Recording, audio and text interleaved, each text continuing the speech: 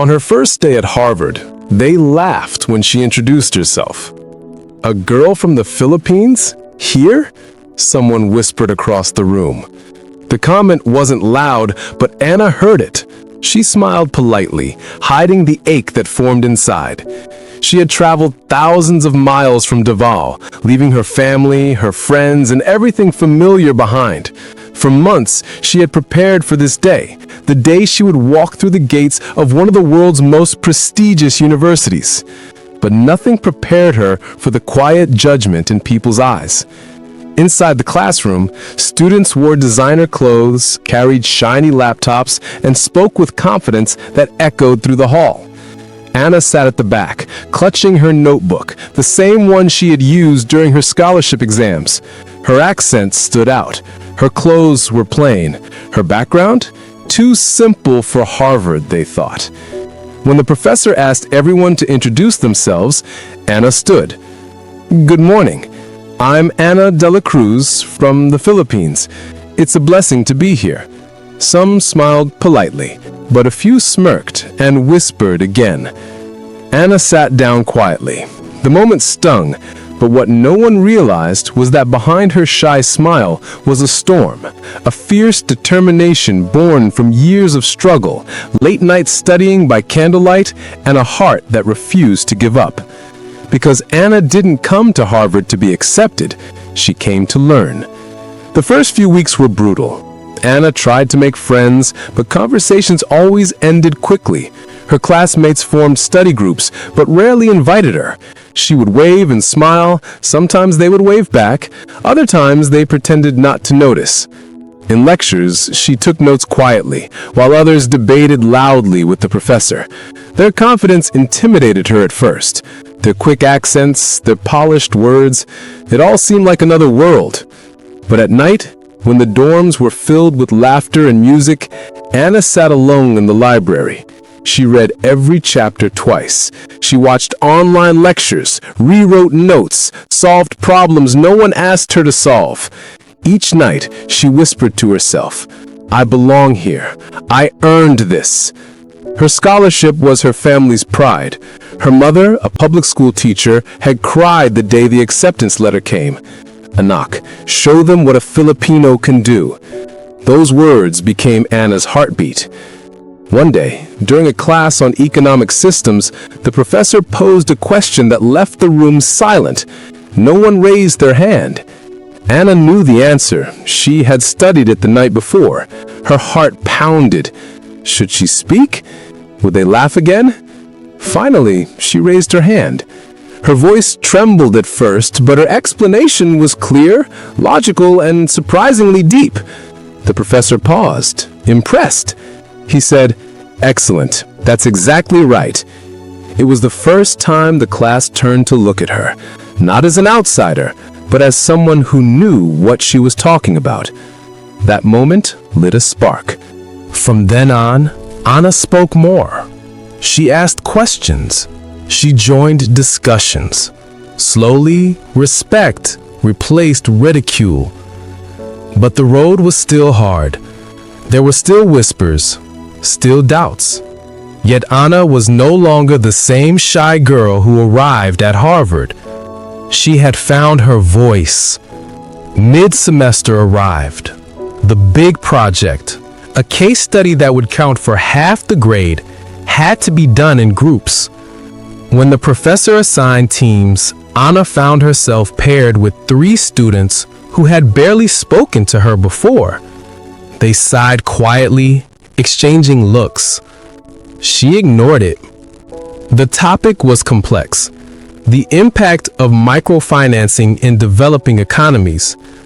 To Anna, this wasn't just theory. It was her reality. She had seen families in Davao lift themselves from poverty through small community loans. She had lived that life. As the group discussed, her teammates focused on Western data and theories. Anna spoke up, suggesting examples from Asia and local programs that had succeeded in the Philippines. They dismissed her. So she decided to work quietly, building a section of the report that tied global concepts to real human stories from her country. Presentation day came. Her teammates started off, reading slides.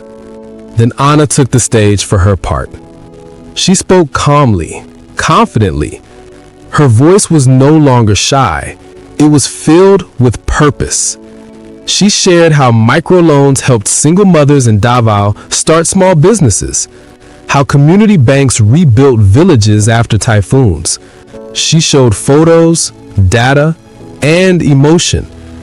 By the time she finished, the room was silent, not with judgment, but with awe. The professor leaned forward, clapping slowly. "Brilliant connection," he said. "You've humanized the subject. That's what real economics is about." Even her teammates looked stunned. After class, one of them approached her. "Hey, Anna, that was incredible. We should have listened to you from the start." She smiled. "It's okay. We all learned something today." That moment spread through the department. The girl from the Philippines, once mocked for her accent, had just delivered one of the best presentations of the semester. After that presentation, everything began to change. Professors called on her more often. Students started asking her to join their study groups. Even the ones who once ignored her now sought her advice before exams. But Anna never changed who she was. She still greeted everyone with warmth. She still spent long hours in the library, still helped others understand difficult lessons.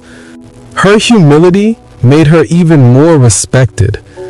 During the next semester, she was offered a research assistant position, a rare honor for a first-year student. Her project focused on education and poverty reduction in Southeast Asia. It was her chance to represent her country on an academic stage. One evening, her professor asked, "Anna, what drives you?" She smiled. "Back home, there are kids who think dreams like Harvard are impossible. I just want to show them it's not." That line stayed with him, and eventually it became the title of an article he wrote about her. The student who turned doubt into determination. The story went viral within the campus. Filipino students from other universities began messaging her, saying she made them proud. Her journey became a quiet revolution, proof that brilliance could come from anywhere, that humility and persistence could outshine privilege and accent. And in every lecture hall she entered, people saw her differently now, not as the girl who didn't belong, but as the one who redefined belonging. Years passed. Anna graduated with honors, walking across the stage as her professors stood applauding. In her speech, she said, "I once thought I had to sound like everyone else to be accepted, but now I know your voice is your power. Never hide it." After Harvard, she turned down several high-paying jobs in the US. Instead, she returned to the Philippines. She built a foundation focused on scholarships for young students from rural areas, children who, like her, dreamed big but lacked opportunity. When reporters asked why she came back, she smiled and said, "Because home is where inspiration begins." Years later, Harvard invited her back, not as a student, but as a guest speaker. She stood in the same classroom where she was once mocked and told her story to a new generation of students. "When I first came here, I was scared. I thought being different was a weakness. Now I know it's our greatest strength." The audience gave her a standing ovation.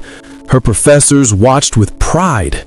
Her classmates, now professionals across the world, sent messages saying how her courage had changed the way they saw others. And back home in Davao, her mother sat by the television, tears in her eyes, whispering, "You did it, anak." Anna's journey became more than a personal victory. It became a symbol for every Filipino student who has ever been underestimated, for every dreamer who's ever felt out of place, for every heart that's been told you can't. Because she proved that you can. No matter where you start, no matter how many people doubt you, when you carry pride in who you are, when you lead with humility and purpose, the world eventually listens. And somewhere in the halls of Harvard, there's a picture of a young woman from the Philippines, a reminder that sometimes the ones who begin as outsiders end up rewriting the story for everyone else.